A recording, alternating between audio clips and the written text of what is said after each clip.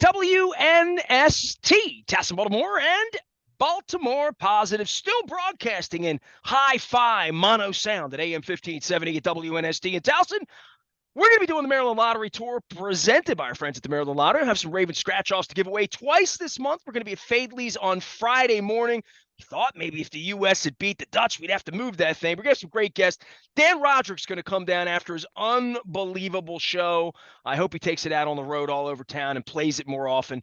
Baltimore, you have no idea. So, and I had no idea how good the show was going to be on Friday night. So kudos to my old workmate, Dan Roderick, who will join us on Friday. It's all brought to you by our friends at Goodwill and Window Nation as well. You buy two, you get two free throughout the holidays, 866-90-NATION. And, of course, next week I have decided, because it's our 31st anniversary next Tuesday, that on Friday we're going to come together with all of our friends from the rock and roll and the old Hammerjacks community. Gina Schock from the Go-Go's is a Hall of Famer. We're going to have a Hall of Famer at Costas and Dundalk for the Maryland Crab Cake Tour next Friday. We're putting that together. John Allen, a whole bunch of friends, a whole bunch of rock and roll people. I don't even want to get out in front of it because it's football week around here, and we're winning football games. Luke Jones joins us now. Hope you read my columnists on the aftermath. Luke will be trickling in with all sorts of thoughts on the backside of the game. But the first thought is, how's Lamar doing, Luke? Because that's everything, right? Like,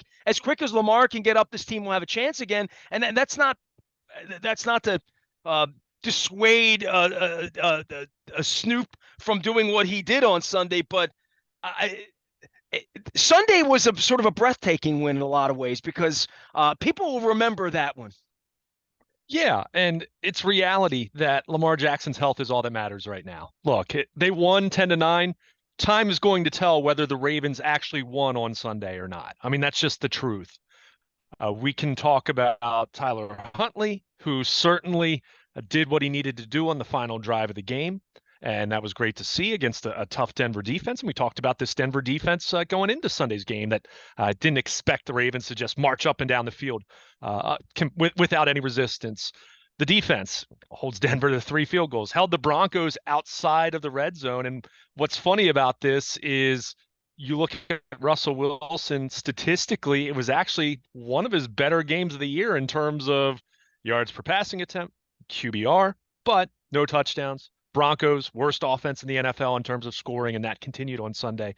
So we can go through special teams, great kick coverage, and we saw that show up on a number of occasions throughout Sunday's game. But it comes back to the health of Lamar Jackson. How long is he going to be out? When, assuming he does return before season's end, and I think that's the expectation, what does he look like? And if this team is going to make a run, assuming it makes the playoffs, and I still think they'll make the playoffs, although certainly the AFC North complexion changed pretty dramatically on Sunday with Lamar's health and with what the Bengals did against Kansas City. But it comes down to, is Lamar Jackson going to be right? Is he going to be upright? Is he going to be mobile? And is this Ravens offense going to be able to right itself? And we just don't know those answers.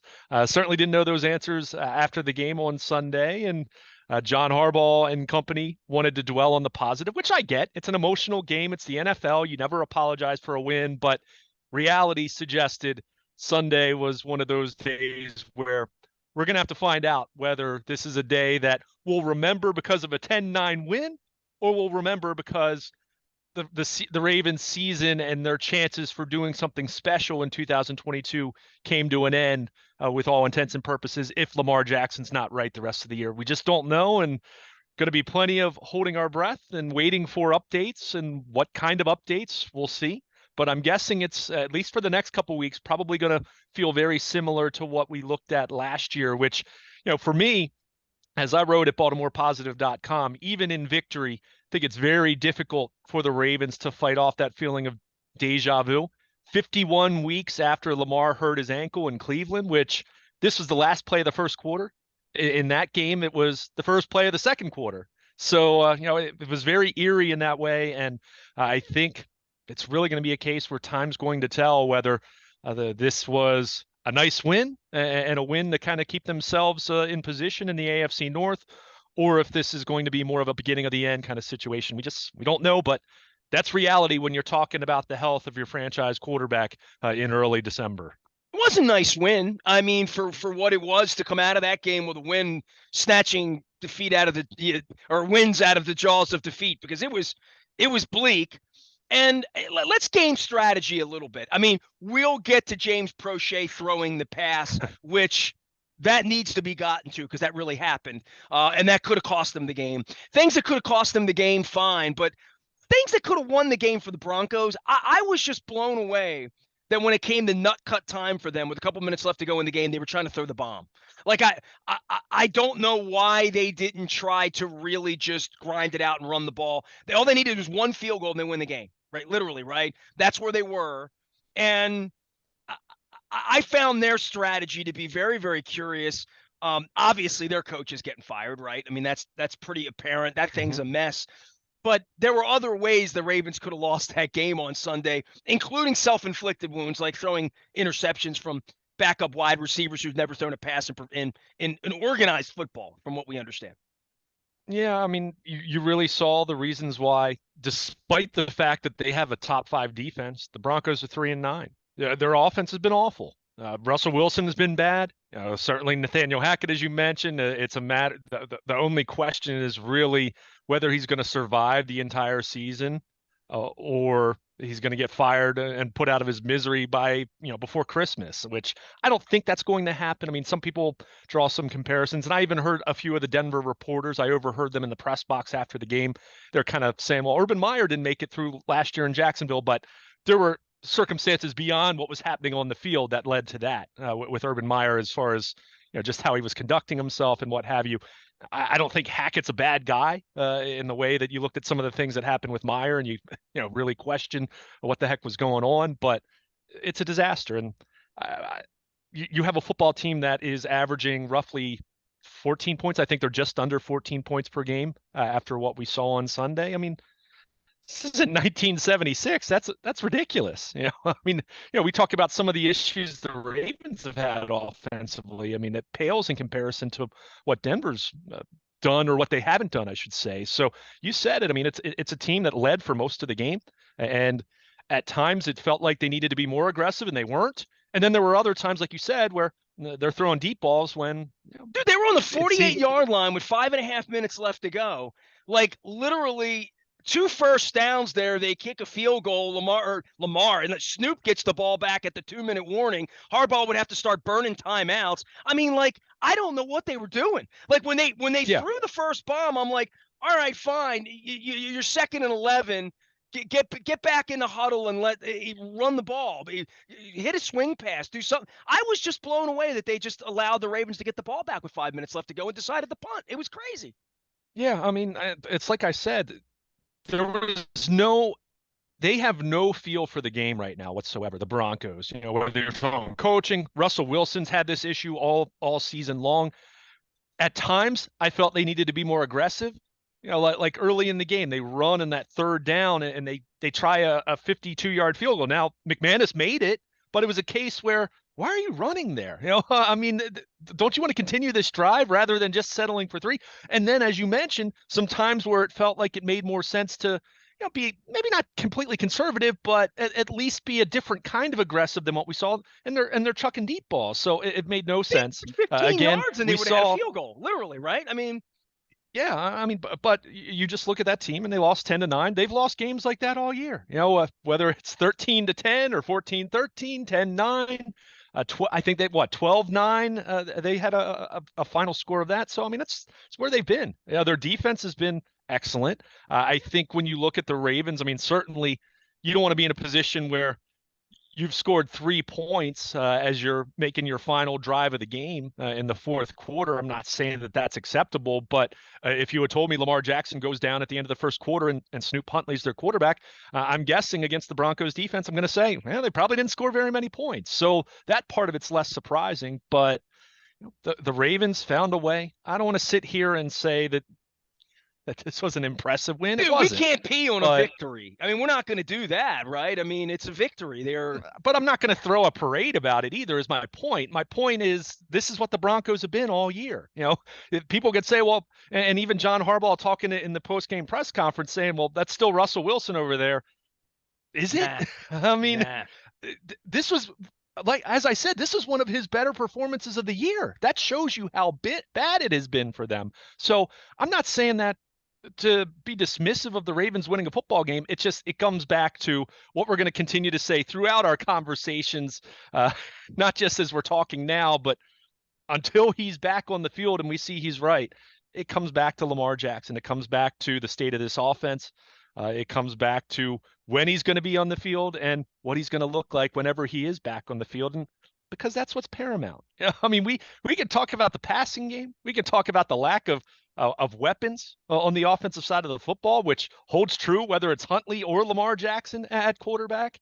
But uh, as I said on Sunday, it really, we'll look back at it, and time is going to tell whether that was a win that kind of kept them on track and Lamar's back after, one game, 2 games, whatever it ends up being.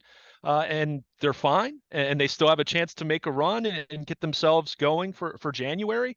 Or if it's a case where he misses more time or he comes back and he's not right and it's a diminished version of Lamar Jackson physically, then we're going to say that the season, like I said, it was kind of that game where you're going to look back and say, yeah, things kind of ended right there and then. But as I alluded to, it's nice to get the win. I think as much as you're going to have that feeling of deja vu, and here we go again, unlike last year where the Ravens had already lost the week before at Pittsburgh. They lost that day in Cleveland when Lamar Jackson got hurt, even though certainly Tyler Huntley gave them a chance in that football game. We know the Ravens didn't win again from the time Lamar got hurt. They at least have a win under their belt looking at it this time. But now you talk about the prospects of going on the road to AFC North games where I get it. It's Pittsburgh and Cleveland. Neither one of those teams have played all that well this year, but the Ravens are not a better team than either one. Certainly not with Tyler Huntley, right? I mean, like you look at them and say, how much better are the Ravens than the Steelers 8 weeks ago, 10 weeks ago? How much better than were they than Jacoby Brissett and the Browns when the Browns can run the ball and can't play defense? All the same issues are there, except I'm seeing a better version of the Cleveland team with a quarterback now. I'm seeing a better version of the Steelers team. At least they've worked with this kid a couple of weeks. They won a football game this week. And now the Ravens are the ones limping as we go into the holidays. It is I think it's impossible, no matter how big of a fan you are, how big of a sycophant you are, or whether you're just a media guy like us looking at this Ravens team. And as I pointed out in my column, is the last time they played good football was when have they put together the kind of effort that is going to beat that 4:00 show I watched with Cincinnati and Kansas City, or watch what we saw with Buffalo the other night? When's the last time they looked like a playoff caliber, playoff winning football team? It's been a while, Luke. It really has been.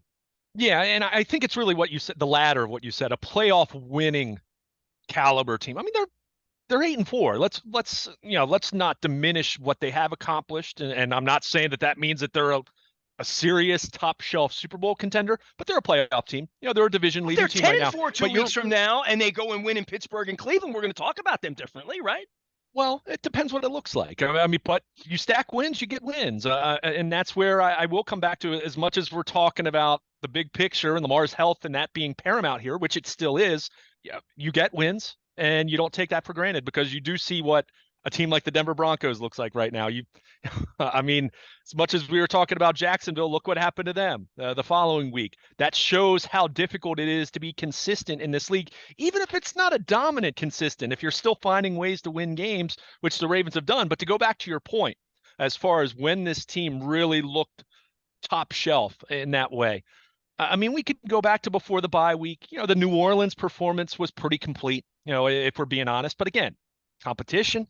We're talking about the Saints. We're talking about the NFC South, So for me, I really go back to, I mean, the first half of the Buffalo game, the late in the Cincinnati game. I mean, we're talking, this is late September, early October. I remember them playing Cincinnati. I literally don't remember much of that game, to be honest with you. It feels like eons ago. And it was, I mean, the Ravens weren't firing on all cylinders offensively at that point, and Cincinnati was really finding themselves, or trying to find themselves at that point. But if you want to talk about the last time they really, it really felt like it was humming, I don't know. Do you go back to the New England game? I mean, you look at they scored 37 points in that game. Remember, the defense forced all those takeaways in the fourth quarter. So I'll just say this to you about their team and their offense and Lamar's value and his money. Okay, if Lamar doesn't look like Lamar, and I don't mean passing because he's going to overthrow, I get all, but his ability to shake and bake, his ability to go the distance on any play, if he doesn't have that in his legs, literally, if he doesn't have, it's like watching Russell Wilson run around and saying, "Oh, he's lost half a step. He suddenly looks like Johnny Unitas in San Diego," right? Like that's what happens when you're a fast quarterback and you're not fast this week, right here, right now. Lamar looked fast in New Orleans. Lamar looked fast against Cincinnati. Lamar looked like a factor and a threat to take the ball to the house and break your legs every time. Gimping up the steps, I don't. We've all had bad legs. We all. He's playing professional football. To think that he's going to go be out juking the Steelers safeties and linebackers in 5 days that's not realistic. I mean, for his wheels, and I think without his wheels, because we're talking about when did the Ravens look great? They look great when Lamar can throw it or run it, and when he has people to throw it to and people to block for him so he can run it. So for me, it starts with Lamar looking like Lamar, and I mean physically like Lamar. Because week to week, the passing could be in, it could be out, whatever. But if he's healthy, he's a hell of a threat. He's a $50 million quarterback when he's healthy. He hadn't been healthy in a little while. Now he's less than healthy. It's hard to like the Ravens right now. It would be hard to go onto my mobile wagering, get 200, buy 5 free right now at betnestor.com. That if you do that, will anybody bet on the Ravens winning the Super Bowl today? I don't think so. And if the narrative is this thing turns around and they win a game or two and Lamar comes back and they go beat Buffalo, beat Kansas City, you and I are in Phoenix in 10 weeks, give or take, right? 9 weeks, give or take. That is such an unlikely narrative from where they are and that kid walking up into the locker room on Sunday. It feels like they're a long way away. To your point, it feels like, oh boy, the circling of the drain has begun, because that's what happens when Lamar's not healthy. Because when we talk about the last time they looked great, Lamar looked great. Lamar looked healthy. He looked spry. He looked fit. He looked fast, Yeah, no question about it. And I want to be clear, when you say circling the drain, that's when we're talking about it in terms of this team's Super Bowl aspirations. I mean, there are still a number of scenarios between the season being completely over and winning the Super Bowl that could occur. That I mean, they're 8-4. I mean, I don't think they're going to lose out like they did last year, even if Lamar doesn't come back for several weeks. They better make the playoffs. Yeah, I mean, yeah, I'm worried about that. These are road games in the division. Like, I mean, in any year, right.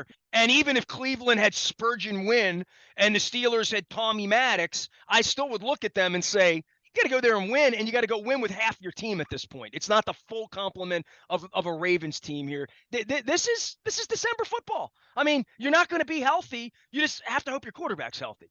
Yeah, and that's where, I mean, you made the point about whenever Lamar is back on the field, whether it's by chance it's this week or next week or week after that, I mean, who knows? I mean, you're seeing a lot of the early speculation that we saw on Sunday evening. The David Chows of the Twitterverse, the medical types that look at video and try to analyze. They're talking about it being a PCL injury, which is the back of the knee. If you recall, that was actually the original Brashad Perriman injury his rookie year, which that was something where it wasn't thought to be a season-ending injury at first, and we know how that went. So I'm not going to say that that's what it is, but if that means it's a tricky situation where, okay, Lamar Jackson after 1 week or 2 weeks or 3 weeks, is he healthy enough to play? Is that the same thing as him being fully mobile and fully explosive and fully healthy? That's a different animal, and that's where we go back to all the other concerns about this offense, whether you're talking about the lack of weapons in the passing game, whether you're talking about the health of the running backs. I mean, let's face it, Gus Edwards, since coming back, hasn't looked as promising as it looked when he first returned. He's looked more like Nick Boyle coming back, quite frankly, which is not as effective as what the other guy used to be. Yeah, and But, no Ronnie Stanley on the field. And what's J.K. Dobbins going to look like as he's back practicing now? I mean, there's just so many question marks that don't change whether it's Lamar or Tyler Huntley behind center. But it really is a case of with Lamar specifically. We talk about this all the time. Everything they do, whether you're talking about running backs carrying the ball, whether you're talking about receivers and their ability to get open, whether you're talking about the offensive line and their ability to run block or pass protect, it all comes back to what? The legs and the athleticism of Lamar Jackson. So if he comes back and he is not a 100% version of himself, and that's not to say that they're going to trot him out there if he can barely jog, they're not going to do that. But to your point, there's no such thing as 100% in December and January. All these guys are probably somewhere between 85 and 95 at this point. Now, there are very few guys in a locker room at this point in the season that are completely, fully healthy. So what does that look like? And what does that mean for the rest of this offense? It means everything else becomes that much more difficult. Look, Tyler Huntley was 27 of 32 on Sunday. And, he did some nice things when he absolutely had to at the end of the football game. But it's a different standard. People make these comparisons because they expect the world out of Lamar. And when he's not playing at his absolute best, people will then see Tyler Huntley do some nice things relative to the lack of expectations for him. And then people start saying silly things like, oh, they're moving the ball better with Huntley. Well, they scored 10 points on Sunday. I mean, let's just, let's not shine it up to be more than what it is. And that's not a knock on Huntley. It's just, it tells you how different, how dramatically things change when you don't have number 8 out there and he's not healthy and he's not and then right. The game ends and you sit there and watch Burrows and Mahomes go out there and look like the best in what they do. And you're playing like, a different game. We haven't been watching that the last couple of weeks here. Yeah. I mean, what we saw Kansas City and Cincinnati, and give the Bengals credit. I mean, they've won 4 straight now. They beat Tennessee on the road the previous week. I mean, I feel like the complexion of the AFC North, and I've been as guilty of this as anyone, thinking that, yeah, the Ravens are going to win this division. They have an easier schedule on paper, and I stressed on paper all along because something like this happens to Lamar Jackson or Joe Burrow or Patrick Mahomes or Josh Allen or whatever franchise quarterback you want to talk about. Jimmy Garoppolo in San Francisco. We'll see what happens there, knowing he's done for the year. But it changes things. It changes things dramatically, and now you look at this thing and say, okay, the Ravens won, the Bengals won. They're tied in the AFC North. The Ravens still have a tiebreaker. They still have an easier schedule on paper. But boy, the complexion, the outlook of the division feels much different now than it did even at 1 o'clock on Sunday afternoon. And that's not to say that the Ravens still won't find a way to win this division. And that's not to say Cincinnati's going to win out. We don't know, but that feels very tenuous, at best, to kind of look at that thing right now, not knowing when you're going to have Lamar Jackson back on the field. And that's just reality. And the Ravens are going to have to try to hold down the fort and hope you get Lamar back sooner rather than later, and we'll see what happens from there. All right, Luke's writing. I'm writing. You can find my columnists out at BaltimorePositive.com. Luke's going to be writing all sorts of things. You'll find our words, our deeds, getting us ready for the Maryland Crab Cake Tour this week at Fadley's. We're going to be next week at Costas, celebrating 31 years on Baltimore radio at AM 1570. And I got a new sponsor, Drug City, Dundalk, man. What do you look at that, Luke? You want one of these? I know you do. I know you need a Drug City hat and a fountain hat as well. Drug City with us since 1954. That's 14 more years than I've been around. Big appreciation to George and Chuck and everybody down there. Make sure you get down there and visit them. We'll be doing the Crab Cake Tour at Drug City yet again next year as well.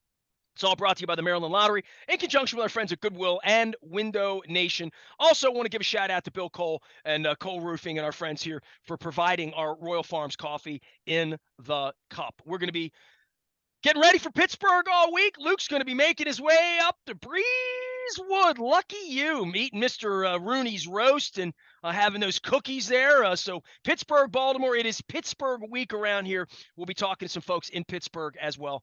I'm sure Charlie Batch will be happy to chime in this week. I am Nestor. We are WNST, AM 1570, Towson, Baltimore, and we never stop talking Baltimore positive.